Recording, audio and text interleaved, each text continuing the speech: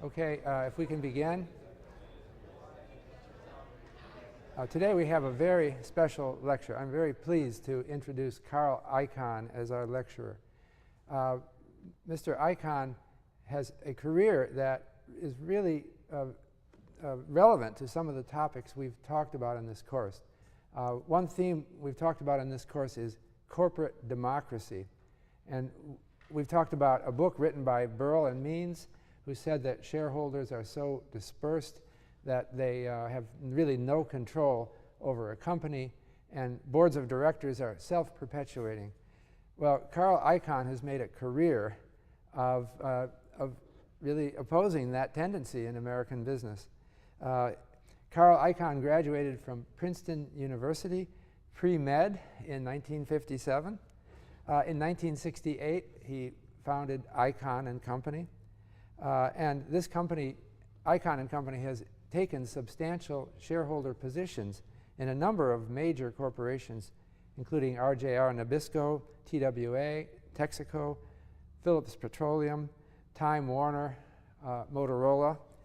And when Ichan and Company takes a position in a company, it then becomes active in the management of this company and in changing the way they do business. And they've done this with enormous success. So, Carl, I'm very pleased that you could come and do this today. Good to see you, Bob. It would be really nice if you could give some clues to our students here who are themselves launching out on careers of how you got started in this and what your philosophy is and what you would recommend to them. The career you're asking about, I went down to Wall Street way back in the 60s, and I thought I was really, I had gone to Princeton, a really good school. Okay. And I had gotten in there from a tough high school. I was the first to go for my high school. Nobody believed they never took an Ivy League. The Ivy League never took anybody from this school I went to. But anyway, I went, got in and left there, and I thought I was a real smart guy, cut it short, went down to Wall Street, and worked for Jack Dreyfus, and I was playing the market in 1961. That shows how old. And in a bull market, you make a great deal of money by doing leverage. It's a little bit like today with all the leverage that we had, and now might be coming to fruition. But I was borrowing money and bought all these convertibles, and I thought I was a genius. And Jack Dreyfus said, "You're going to lose all your money." I had made a few bucks playing poker, and that's how I started, with about $10,000. And I made all this money by borrowing at 90%. And I would go out, and I was making a lot more in 2 weeks than my father made in 2 years. And my father said, "Well, put the money away." I said, "No, Dad, and I'm going to really make a fortune here." So I went out, I remember once, and bought a Galaxy convertible then. It was a beautiful car. I had a beautiful girlfriend. It was a model. It was just pretty nice. But what happened, the crash came in 1962. I was wiped out in one day. I didn't even have the poker winnings left. And I tell you, I can't recall if the car left first or the girl left first. But it was pretty close. Maybe the same day, actually. And after that, I learned you have to learn something. And I became an expert in options. And after that, I built a following and built a big following and a big commission base by just learning one area very well. Probably I knew that area better than almost anyone on Wall Street. Not to sound too presumptuous, but very few people knew it, so it doesn't mean very much. But in any event, we built up a big following, and in '68 bought the seat on the stock exchange with the help of one of my uncles, and by that time I had saved a pretty big amount of money for those days. And then I got into arbitrage, but not merger, bonafide, and that's something else you can learn, where you can do it. You still do it today, but it's much tougher with all these computers, so I don't do it. Because I don't understand the computers; they're beyond me. So I don't work with them too well. Being a little facetious, but not too facetious. So you could buy different convertible bonds and short the stocks against them. You had no risk, but you could make a lot of money, and eventually we did real well with that. And what I do today still is pretty much the same idea. You buy stocks in a company that is cheap, and you look at the asset value of the companies that you buy the stocks in, and it becomes a little more complex. But basically, you look for the reason that they're really cheap, and the major reason is often and usually very poor management. So in a sense, it's like an arbitrage. You go in, you buy a lot of stock in the company, and you then try to make changes at the company. Today, if you read the newspapers, tomorrow you'll read it. We're trying to do the same thing at Motorola, and if you bother to read the Wall Street Journal tomorrow, or maybe the Times, I don't know, you'll see a little bit of what we're trying to do there. We're trying to get them to change the structure of the company. We think the board is a very poor board there, and we're trying to change what happens. The thing about corporate America, few people that go to college that where you are now, and most people in America don't realize how poorly most of our companies are run in this country, with many exceptions. They're really very poor, and when you get inside the companies, you realize it. And the real reason is there's no accountability. There's no corporate democracy, and I've been saying that, proselytizing it, writing about it. And the reason that we can make so much money when we go into one of these is I'm not even a manager. I never took a course in management, and I wouldn't profess to really know much, but I don't micromanage. I put in a very good manager. They cut the heck out of a cost, but they changed the structure of the companies. And this is the problem in America today, in my opinion, that we are basically undermanaged. We can't compete because the best and the brightest don't get to be at the top of the corporate ladder. And I have a sort of a metaphor that's a little facetious, but not completely, about it. I call it anti-Darwinian. It's anti-Darwinian in America's corporations. And that means a guy goes to college, and this is the guy that gets to be the CEO. And he's in college, and he's the kind of guy that, was the president of the fraternity. Now, all these presidents of fraternities aren't bad guys, but basically, the normal guy that I remembered at college he's always there at the fraternity of the eating club, and he's always there to be there. If you have a bad day, you walk over to the club, and you're feeling bad, your girlfriend left you, you did bad on a test score or whatever, and you go over there, he's always there. He buys you a drink, and you sit around with him, he commiserates with you, you play a little pool or whatever, and he tells you whatever it is. Yeah, my girl left me. Yeah, well, they're all no good, usual conversation back and forth, and what would happen would be you like the guy. You can't help but like him. You used to wonder a little bit, when the hell did he ever do any work, but, he was always there for you. And he never made many waves. He never said anything too obtrusive, or he never showed too much intelligence, but he was a good guy. That same guy goes out into corporate America. And he's astute. He knows how to get along with people. And he never really rocks the boat. He never comes up with any great ideas. He's not a threat to his superior. And as a result, he moves up the ladder because there really, in corporate America, there's really very little accountability. And what happens in corporate America, he moves up that ladder. There's a good show, How to Succeed in Business, that was out many years ago that sort of sums it up. If you say, if a genius has an idea in corporate America, if the genius has an idea, the next idea is they give him an idea to resign. And so he moves along the ladder, and he gets up slowly up to the top. Now he has two attributes. He's likable, he's politically astute, and he's a survivor, and he knows when he's threatened. and he gets to the top. And this is the attributes of today's CEOs, for the most part, with exceptions. So, you know, he doesn't ruffle feathers. He doesn't get the board upset. And as he moves up the ladder, he finally gets to be number two to the CEO. Now, the CEO is the same attributes, where he doesn't want to be threatened and he's surviving. So the CEO will never let anybody be number two who's smarter than he is. So by definition, the assistant to the CEO is a little dumber than the CEO. Now, this guy now is the assistant. The board likes him. The CEO eventually retires, and they make this guy the CEO, the fraternity president we're talking about. Now he's now the head guy, the CEO. He'll bring in a number two guy that's a little dumber than he is because he doesn't want to be threatened.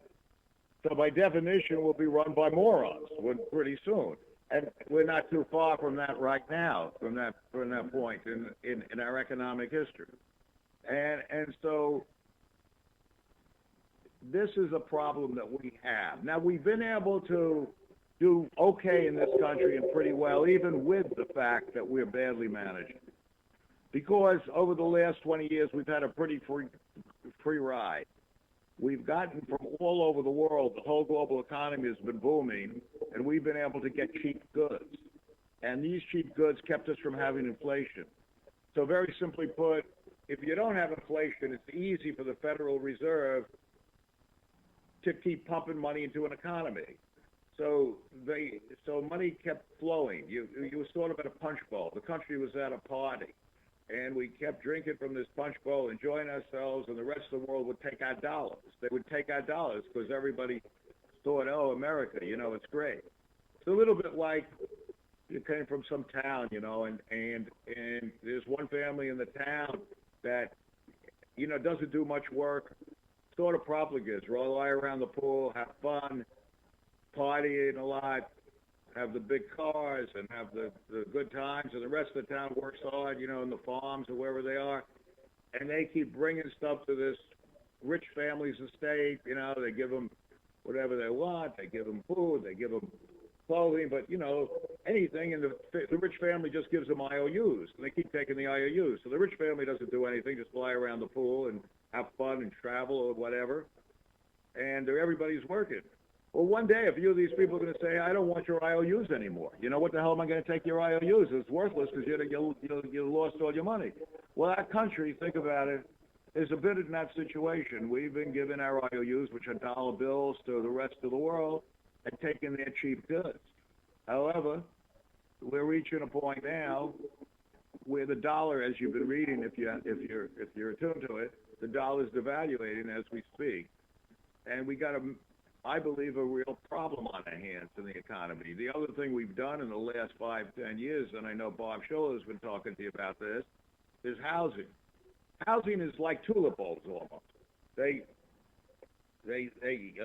know, there was a big crisis in Holland in the 1600s on tulip bulbs, and I like reading about these crises because everybody bought tulip bulbs, thought it was the greatest. The one guy looks and says, hey, what the hell am I doing with this tulip bulb? And all of a sudden, he had a crisis.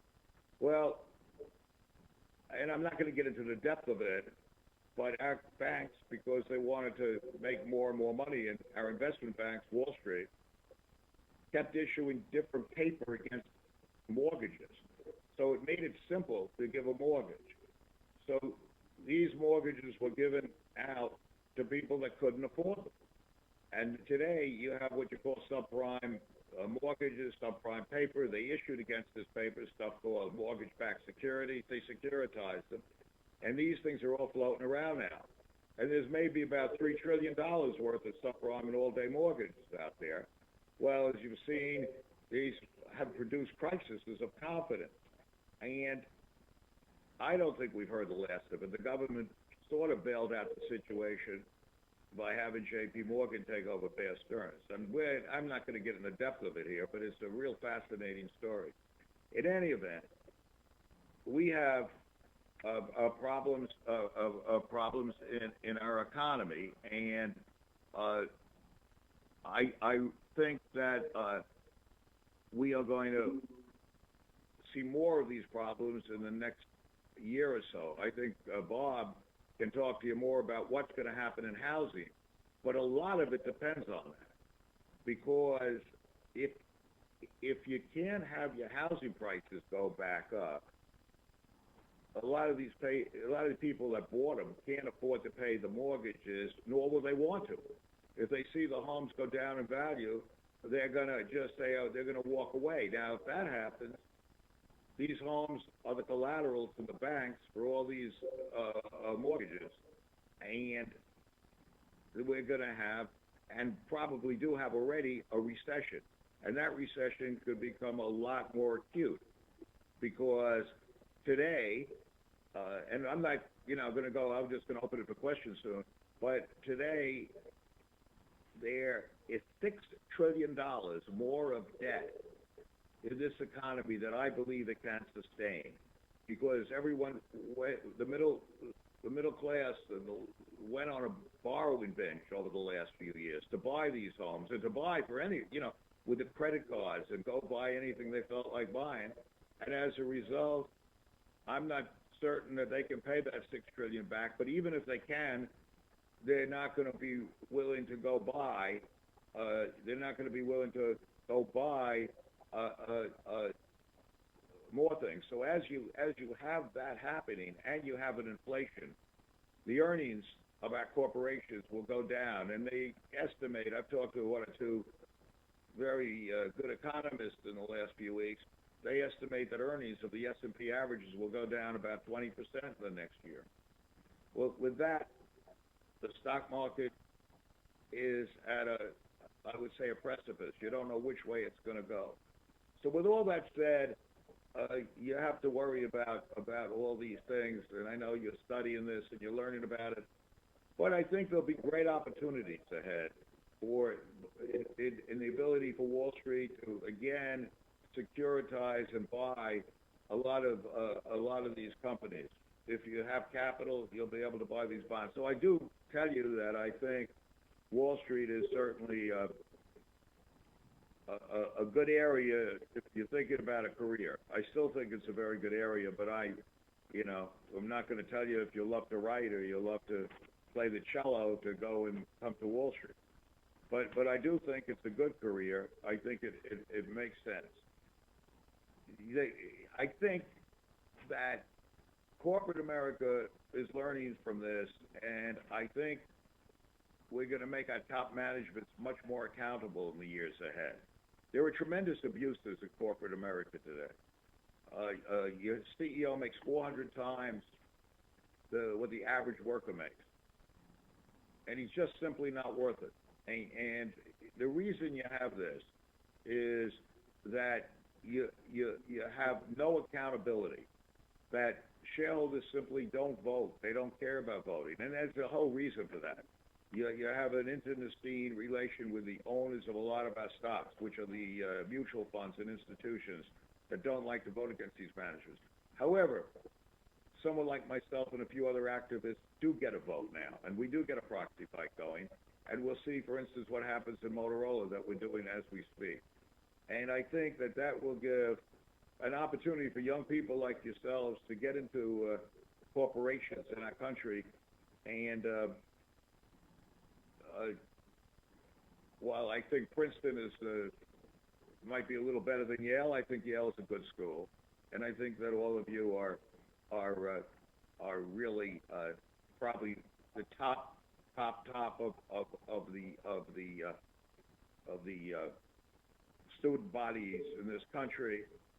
And going ahead in your lives, I think that the corporations might be a good place to look, or Wall Street for that matter, because I think there's going to be a need for bright people, and I think that you'll be able to be rewarded for it in the fact that there will be accountability again.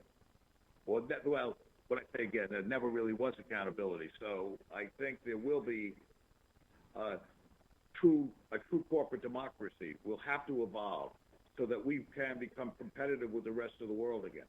So with that, I'll just basically, I think, Bob, just leave it open to questions and see if anybody has any comments. Mr. Ichan, you were mentioned in 1962 you kind of blew up. After that entire debacle ensued, how did you regain your confidence? And I guess most importantly, how did you regain or gain the confidence of future investors? Well, you ask a few questions. I mean, how did gain confidence? I don't think I ever lost confidence in my ability to understand what was going on. I just learned that you had to really, really work at something and understand it. And little by little, I mean, it was sort of interesting. I'm a sort of a obsessive guy, and I work real hard all my life. I really get into something, and I really delve into it. And what I came up with was a letter there at that time to people who sold these options. They were wealthy people across the country. It was sort of interesting. That it's not around today, but they would sell options, calls on a stock. So if you're someone who traded the market, you'd like to buy an option on XYZ stock, and wealthier people across the country would sell these options, would give you the right. Today you have the CBOE, it's much more computerized, but then you would do it with these over-the-counter transactions. And I was really one of the first to come in and say to people across the country, rather than do it with your broker, who doesn't really understand this business, rather than sell it with me. I was a broker. Let's just sell it with me. And little by little, people actually answered my ads. I would put it out an ad and say, get to see what the true prices are and what the real value should be for that option that you're selling through Merrill Lynch, or you're selling with H in those days, or whoever. And I'd get letters from all over the country. And literally, I'd stay down on Wall Street till midnight, calling people in California that would write in for this letter. And we built up a big following because I was really, the risk of being modest, the only real honest guy in that business. Because everybody, I mean, not that they were dishonest, but the brokers didn't care, and they get business back from who you sell it to. I'm not saying they did anything, criminal or anything, but nobody really cared to get the right price for these people. And so by getting them the right price, they would stay with me as customers for years and years. So we built it up and built it up. And then I got one assistant, then I got another assistant, and I kept moving up the ladder. But it took a lot of hard work and perseverance. And that's really where it went to. From there was arbitrage, and now what I do. What was the second part of your question? I forgot. How did you regain confidence in your investors and people who gave money to you? And did you feel confident that you could get them to give you money after you had kind of washed yourself out? Well, no, I told you that we had that letter, and that we were able to we were able to, after the letter, have the I don't know if you heard me, because I was sort of telling you that we put the letter out, and we just gave him a good thing. Yeah. Thank you. Okay.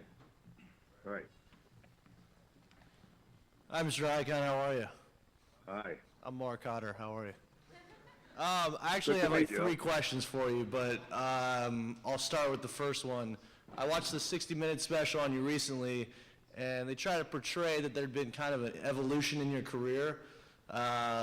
They showed some bad press from the 80s with the TWA deal, and then they showed some good press recently with the so-called Ichan uplift and some of the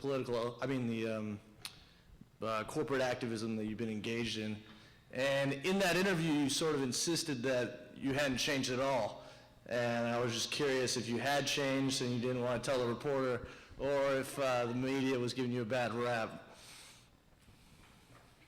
Well, I can't hear the whole question, but I haven't changed. I haven't changed at all. They call me a raider. They call you an activist. I mean, I haven't really.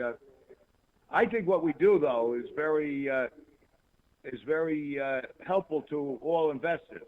I mean, I think that's the point, because when we get into the company, the stock goes up for everybody.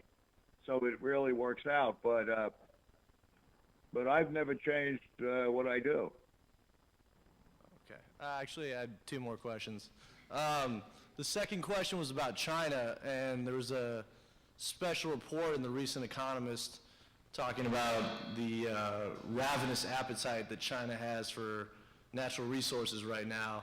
And I was curious what you thought the effect that would have on global financial markets and your investing strategy. Well, yeah, I mean, China is a great buyer of these commodities. The trouble with this country is we don't have a lot of that. We don't have a lot of natural resources to sell them, and you question really what this country does. We make software, we make technology, we're innovative, but so are they. So what we really have to do is become a lot more productive, and we have to make our companies a lot more competitive. And today, I feel we're losing that edge. So while China is going to continue to buy things, it doesn't mean they're going to buy them from us necessarily, even though the dollar has gone down a great deal. Thank you. This is my last question. New York Times columnist David Brooks gave a great commencement speech last year at Wake Forest, and he said he was a journalist who led a boring life and observed interesting lives, people like you. And I was curious, he mentioned that a lot of the great people that he'd met, successful people, had lots of pictures of dead people on the walls. Meaning that they had conversation. He said nearly famous people have pictures of themselves on the wall. Truly famous people have pictures of dead people on the walls. And I was curious if you had any pictures of great historical figures, or what historical figures inspired you or influenced you on a regular basis. It's a good question. Well, one of the greatest philosophers I ever read was Aristotle, and I think his Nicomachean Ethics, if you read it, make a great deal of sense, where you live with this golden mean, but at the end use your intellect. I mean, now you have to really read him in depth to understand what he's saying. And then there's a poem by Rudyard Kipling I like, If. I'm sure a lot of you read it, you know. If you could keep your head about you and all losing theirs. I read that every once in a while, and in the code that we follow, that's really important, to be able to meet with triumph and disaster, you know, and not let either of those imposters, treat those imposters just the same. Meaning that if you're doing great, don't think you're a genius, and if you're doing badly, don't think the world comes to an end. And if you work hard, maybe it sounds trite, but if you work hard and don't let your ego get ahead of you, which so many people do when you're doing well, and don't let yourself become too despondent if you're not doing well for a while, then have faith in your own ability, and really work hard at whatever you do. Give it everything you have. Well, if you can do all that, I think the chances are that you're going to hit a lucky streak, because luck comes and goes. If you have your health, luck comes and goes. And realize when you're doing really well that it's not just you, and then when you're not, it's not just you either. So I think that kind of thing. You should read that poem. I like the line where it's, if you can be in a crowd but not lose the common touch. That's my favorite line. That's right. It's a good one. That's right. If you can walk in a crowd and still not lose, if you can walk with kings and not lose the common touch. Yeah, okay, you know it. That's why you... Yep. I've never walked with kings, though. So I don't have to worry about losing the common touch, because I'm not walking with kings. Hi, Mr. Ichan. I have two questions. My first question is, to what extent can investors like us adopt your strategy of buying cheap and expecting the value of a company to go up? Well, I mean, I don't consider that be necessarily a strategy. I think that when you buy something, the best is it sounds simple. It's not simple to buy it generally when everybody thinks you're wrong. And the more people that think you're wrong, the better you're going to do in the long run. how it works, because at the end of the day, when everybody is against you, everybody's sort of sold, you know. So it's very hard to do it psychologically, but at certain times you're in between, and you're not going to get the benefit of that. But it's the old Grave and Dodd philosophy that you should just look at value. But one of the things is when people get given up on a company, that's the perfect time. But it doesn't always work, because you have to be damn sure you're right. I mean, sometimes everybody is right, but generally it's not true that they're right. Generally, if you look at the total outlook on a company, and if everybody sort of is down on it, that's one to look at.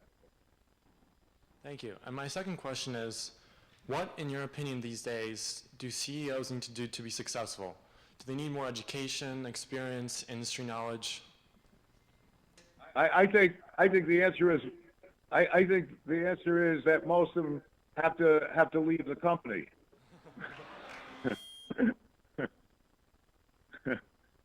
But to be a little more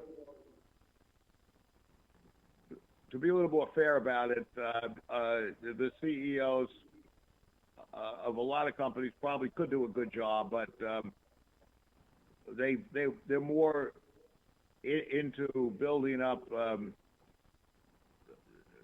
It's like the royal we, you know. It's more like the imperial CEO, and they build up a huge amount of people around them, and they very rarely get to the nub of the problem. And some of them are probably okay, probably good guys, but there's no accountability. It's like you go to school, and if you never have tests and nobody ever bothers you, and that's what really happens until they really hit the bad times. And I guess you could say I'm a bad time when I come in. They don't like it too much, you know. But I think that the problem we have today is, very simplistically, you don't have true elections. So you can't. It's very hard to get rid of the CEO, even though you theoretically have a vote. It's very hard to use the vote. I mean, you imagine in a political race that the senator is fighting, the incumbent is fighting for an election, and he can take all the money out of Washington, he can take it out of the Treasury of the United States, and the other guy can't, you know, and it's completely set up and rigged for the CEO, because anybody coming in to fight him, they sue him to begin with, you know. They sue you they don't sue me anymore too much, because they know I'm not going away, but they sue. They do not let you have. I could go into all the different shark repellents, you call them, but it's very, very difficult to beat one of these guys. I think that's going to change in the next 4 or 5 years. That's what I was telling you, and I think we're going to have a better corporate democracy, which gives people with real talent, who really, with a work ethic, a chance to really make it. Mr. Ichan, as you've touched upon, we may be in the worst credit bubble in history currently.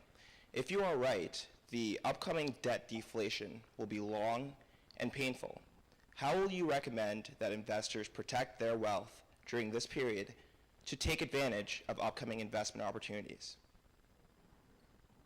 Well, it's hard to recommend how to invest at this time. Without knowing how much capital you have. But I would be, again, you know, I've been here in a different arena. You know, we invest and we look for these opportunities now. But I feel that you have to be certainly very careful right now. You have to be very careful in your investment. Even though the market's been going up the last few days, I would be careful and not have all your money invested in stocks. I would look at a lot of these distressed debt. Some of the distressed debt that has gone down. I don't know if you understand that, but some of the debt that even bank debt, which is the highest level, I think is become very cheap. So that kind of stuff is something to look at. But I'd be very careful in buying equities. But I mean, you certainly could make a fortune buying them. I mean, I'm certainly not telling you it's not going to work, but I think it's all risk reward and a lot of risk. I would be looking at this at the debt areas.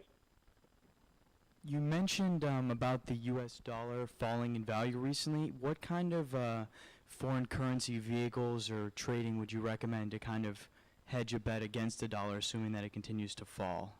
Yeah, I don't know much about currencies, and I really don't get into something I don't know something about, or generally don't. So I don't play the currency market, unfortunately, because our currency's gone down so much. And I don't necessarily think that you should do that now, because it could theoretically turn in this country. But I'm only saying that that it has become one of the manifestations of our problem. The currency of the dollar has fallen.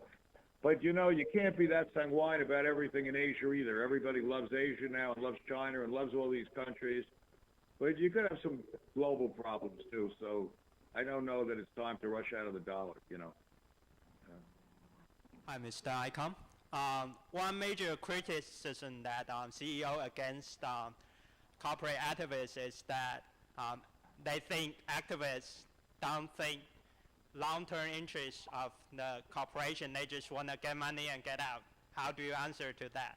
I would just say that the facts don't bear that out as far as I'm concerned. I mean, I own quite a few companies. Any company we got control of, I put literally hundreds of millions of dollars into them. I mean, I bought a company in '85, a rail car company. We put hundreds of millions. We still have the fleet. I bought casinos and energy companies, and over the years sold them now, but that's after 10 years. So any company that we've been able to get control of, I actually kept, because getting control is a great thing. If you really believe that management's not doing well, you can go and clean them up and put a good guy in. So I know they criticize you like that, but that's part of the propaganda machine. It's just not the facts. A related question is that what do you do when your activist spirit is not appreciated, as in the case of Motorola, when you ask for a seat in the board but just get declined, and what's your next step? All right. Well, you have patience, and now it was a year later, and we'll see what happens now. But Motorola is a good example of what I'm talking about. People don't like it. They don't like the cell phone business, but I really think that business, if you look at Motorola and study it, you're buying that whole business for nothing. It's not reflected in the stock price. And what they have to do, and I said it publicly, is take that business out of Motorola, spin it off and give it to the shareholders. And I think then you've got a real good value. So what I'm saying is nobody likes it now, but hopefully I'm correct on that. And I really think by being an activist and putting pressure on that board that has done nothing really, that I think eventually that will happen. Hopefully. Maybe we'll have one or two more questions. Yeah, 2 more questions, and then we'll wrap up. Okay. Mr. Ichan, why does the United States have bad corporate governance, and which countries have better models? All right. We have bad corporate governance. It's evolved into this. I don't think that Washington understands how bad it is. Nobody's really focused on it. The different states, the way we're structured, the different states want corporations to register it, and therefore the rules are such that they protect the corporation with the poison pills, and I can't get into all these different things, staggered boards, poison pills. And I think if you just change some of that, we could be like, for instance, England is much better, Canada has much better, where you can, without getting into detail, simplify this, where you can have truer elections. And the United States, because of the way they're structured in the states, you know, the division between the federal and the state governments, they have not been able to really curtail some of the abuses, but I think it will occur sooner or later, especially to have a bad recession. Hi, Mr. Ichan. You mentioned that you believe that many companies are poorly managed. Obviously, you don't invest in every company, so I was wondering what factors you look for in identifying companies that you want to invest in and that you think are especially poorly managed. Okay, we look at a lot of companies. Obviously, I have a whole group of people here that do that, and I have a bunch of lawyers that look at all the covenants in these companies and their bylaws and their charters.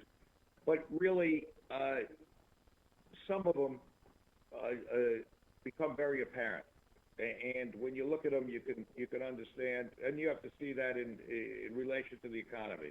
But some of these companies, it's just apparent that the value of these companies would be much better if they were better run, or they just simply did certain things by breaking, like Motorola's example, they just broke it up, or and in some biotech companies that we're involved in now, there's a need for them by the big pharma. Big pharma hasn't really done research for years of any merit in the biotech area, and therefore biotech companies aren't that well run, but they have spent a great deal in research for the large molecule drugs, and so therefore you look at these, and some of them become quite apparent after doing them for the years and years I've done them. A lot of them, it's almost, after you do all the work, it's almost instinct, The risk of being immodest is asking, it's like asking some real great tennis player, well, why did you move here instead of there? Or a football player, when you're running down the field, why did you go to this way instead of that way when you're running down the field? And I don't think you can tell you. It's just sort of an instinct why you do it. But that's after a lot of work on it. Well, I think this has been a very enlightening talk. And Carl, I want to thank you very much. Thank you for having me.